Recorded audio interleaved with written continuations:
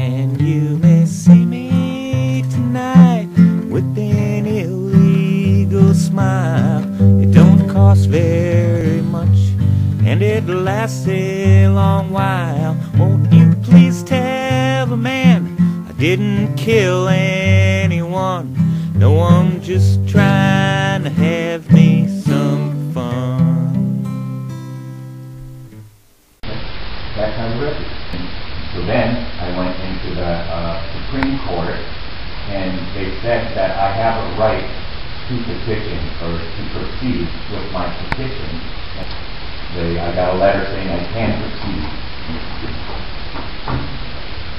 That's a lot of information, but it doesn't answer the question I was asking. Make it up in your own mind, but as far as I'm concerned, I believe until this here 0.36 grams, I was not a felon. And that was the same conclusion I would have drawn from this pre-sentence report, because do you have any information that prior to the trial that we had in this case, that Mr. Paquette, Mr. Reeson, was a convicted felon? Well, I was not aware that he was a convicted felon. Is it your position that in fact he was a convicted felon prior to going to trial in this case? No, sir. So I think we're all asking my part. No, sir. What would you like to say? Reiterate any of the facts of what occurred in the jury trial. I would point out to the court basically the only thing that's in the PSI is I would like to speak on his behalf. And first of all, you have the idea that Ken is just a no-account person, and that we are just no-account people, and that is just absolutely not true. He helps people. He spends his life helping people. And there's some people, a couple of them that are here that he has helped. He's very intelligent, so can do a lot of things that other people can't. He has not had any training in law, but yet has done all these appeals and so on and so forth. He has two very good friends who are priests, and he has helped them with their computers and helped them with planting gardens and so on and so forth. He's helped people with electrical jobs, plumbing jobs, carpentry, what have you. And he's a people pleaser is what he is. And I think part of his problem with getting in trouble is pleasing other people. And what would it help? Who would it help to send him to jail for this long period of time? Some things are good. I have a resume here that the corrections lady wouldn't even look at. And on her report she says stuff like going for blood. I said that it is corruption of blood, and that is in the Constitution.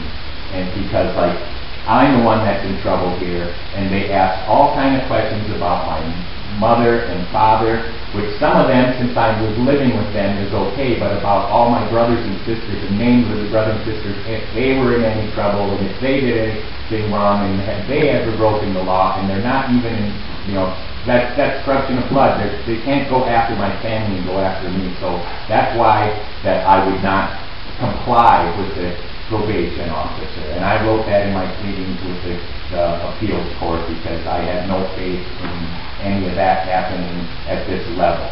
It's not right, and the government does not have any authority to do that. And asked about any minor record, whether I did or if I didn't have a record as a minor, that's not within the state's authority. If I'm a slave or that bad, maybe let's bring back the death penalty for pot or something, or might just chop my little finger off or pull my fingernails in if you're gonna. You cannot go. I don't believe it's right for them to go after my family. Yeah, I'm guilty, but even people in prison file complaints when they're getting abused in prison. So we do, even if I'm up here before you and I'm guilty, that doesn't mean that the Constitution is any more void than it was before.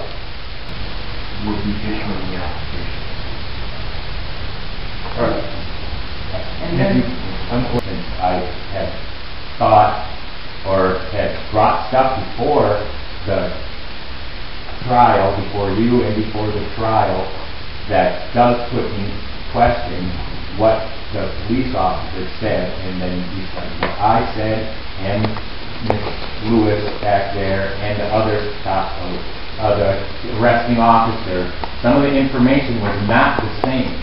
So a person, if it was you or if it was anybody else in this courtroom, and they read two different reports from officers and knew what you knew and fought for what you considered your rights, I don't feel that I should be punished worse for trying to exercise my right where there is a reasonable suspicion on my part that the probable cause was questionable. So then, since I tried to exercise my rights, then I'm getting punished harder than people that I know that have told me in front of my face and witnessed people that did the same crime and have received less. I would still do the same thing, no matter if you give me life in jail or if you start pulling my fingernails off. I don't care. I'm a human being, and I believe in politics of this country, and I believe in the Constitution, and I guess no matter what, I would still do what I did because I felt like I was wrong by the officers, and it's not only my rights I'm sticking up for, for everybody, because I don't think that officers should be allowed to change their story from their official report on their own. Granted, obviously you did not think that, but I think that officers should be held to a higher count. So since I decided to stand up for myself and for the Constitution, you can do whatever you want. I can't help it. It's in you people's decision. I gave my state how I feel, and I'm ready to go on with this thing. And you may see me tonight with an illegal smile.